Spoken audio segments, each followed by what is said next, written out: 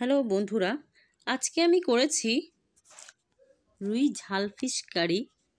বন্ধুরা, এই শীতের দিনে গরম ভাতে অসাধারণ লাগে এই ফিশ কারি। তোমরা অনেকেই জানো, দারুণ এই রেসিপি। বন্ধুরা, এমন সব সাধারণ রান্নার ভিডিও পেতে মায়ের চ্যানেলটিকে সাবস্ক্রাইব করে পাশে থাকা নোটিফিকেশন বেলে প্রেস করে দিও, তাহলে আমার করা পরবর্তী ভিডিও পৌঁছে যাবে তোমার কাছে। নমস্কার বন্ধুরা, অন্নদার রান্নাঘরে তোমাদের অনেক অনেক শুভেচ্ছা। আজকে আমি তোমাদের সাথে খুবই সাধারণ আর সিম্পল একটা রেসিপি শেয়ার করব। সেটা হচ্ছে রুই ফিশ কারি। আমি এখানে নিয়ে নিয়েছি মাঝারি সাইজের একটা রুই মাছ। তোমরা চাইলে বড় ছোট নিতে পারো।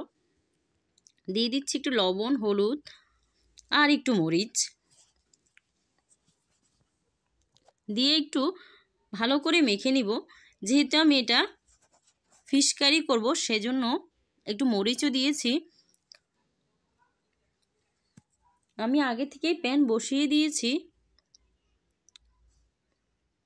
প্যানে দিয়ে দিচ্ছি সাদা তেল। তেল গরম হয়ে গেছে, দিয়ে দিচ্ছি মাছগুলো।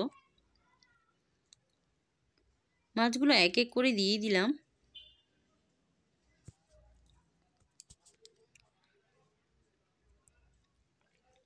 বন্ধুরা, ভিডিও কেমন হয় অবশ্যই তোমরা কমেন্ট করে জানিও। ভালো হয় না মন্দ হয় অবশ্যই কমেন্ট করে জানিও। মাছগুলো এক সাইড ভাজি হয়ে গেছে, আমি আবার উল্টে দিব।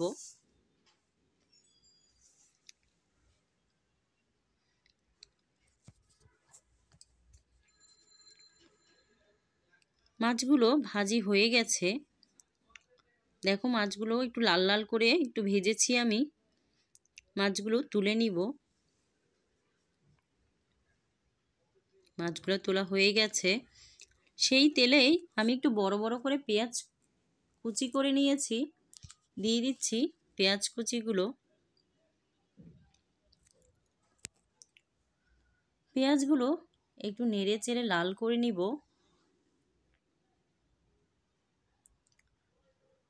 পেঁয়াজগুলো লাল হয়ে গেছে, দিয়ে দিচ্ছি একটু রসুন বাটা, একটু নেড়ে দিচ্ছি যেন পুড়ে না যায়।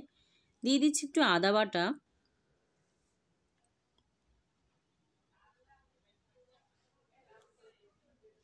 একটু কাঁচামরিচ বাটা। কাঁচামরিচের পরিমাণটা একটু বেশি করে দিয়েছি। তোমরা যার যার ঝাল খাও সেই মতো করে দিও। আমি একটু ঝাল খাই বেশি, সেজন্য একটু বেশি দিচ্ছি। দিয়ে দিচ্ছি একটু হলুদ গুঁড়ো, দিয়ে দিচ্ছি স্বাদ মতো লবণ।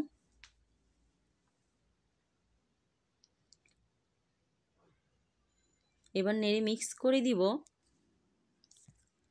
একটু বেশি ঝাল হওয়ার জন্য আমি কাঁচামরিচটা কুচি করেও দিয়েছি। তোমরা চাইলে দিতে পারো, না চাইলে নাও দিতে পারো। আবার একটু নেড়ে মিক্স করে দিচ্ছি। মশলাটা কষানোর জন্য দিয়ে দিচ্ছি খুবই অল্প পরিমাণ একটু জল। আবার একটু নেড়ে মিক্স করে দিচ্ছি। আমার মশলাটা প্রায় কষানো হয়ে গেছে। দেখো, উপর থেকে তেলও বেরিয়ে গেছে। আবার একটু নেড়ে মিক্স করে দিচ্ছি।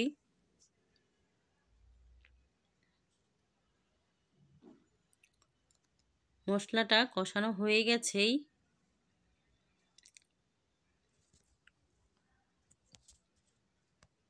দিয়ে দিচ্ছি ভেজে তুলে রাখা মাছগুলো।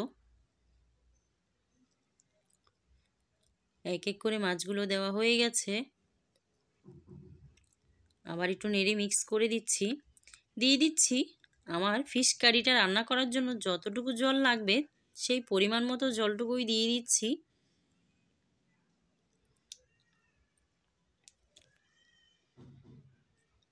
বন্ধুরা, তোমরা চাইলে জল তোমাদের একটু বেশিও দিতে পারো। আমি এখানে খুবই অল্প পরিমাণ জল দিয়েছি, কারণ আমি এখানে হালকা করে একটু ঝোল রাখবো, সেজন্য। দিয়ে দিচ্ছি ধনে জিরার গুঁড়ি। আমার ফিশ কারিটা কিন্তু অনেকটা হয়ে গেছে। দিয়ে দিচ্ছি কেটে রাখা টমেটো। এখানে তোমরা চাইলে টমেটো সসও ব্যবহার করতে পারো। আমি টমেটো সস ব্যবহার করিনি, শুধু টমেটোটাই ব্যবহার করেছি। দিয়ে দিয়েছি কেটে রাখা টমেটোগুলো। ঢেকে দিচ্ছি কিছুক্ষণের জন্য। ফিরে এলাম কিছুক্ষণ পর। আমার ফিশ কারিটা কিন্তু একদমই হয়ে গেছে। দিয়ে দিচ্ছি ধনেপাতা কুচি।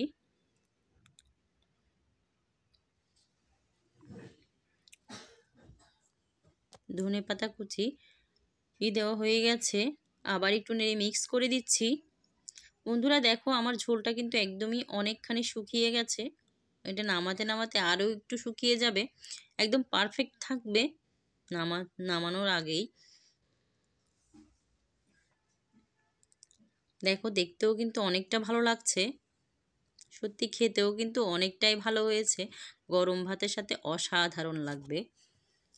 বন্ধুরা আমার ফিশ কারিটা একদমই হয়ে গেছে। দেখো পরিবেশন করে ফেলেছি। দেখো তোমরাই দেখে বলো কেমন হয়েছে। বন্ধুরা ভিডিওটা কেমন হলো অবশ্যই কমেন্ট করে জানিও। বন্ধুরা ভিডিওটা যদি ভালো লেগে থাকে লাইক কমেন্ট শেয়ার করতে ভুলো না। সবশেষে বলবো তোমরা সবাই ভালো থেকো, সুস্থ থেকো। ধন্যবাদ সবাই।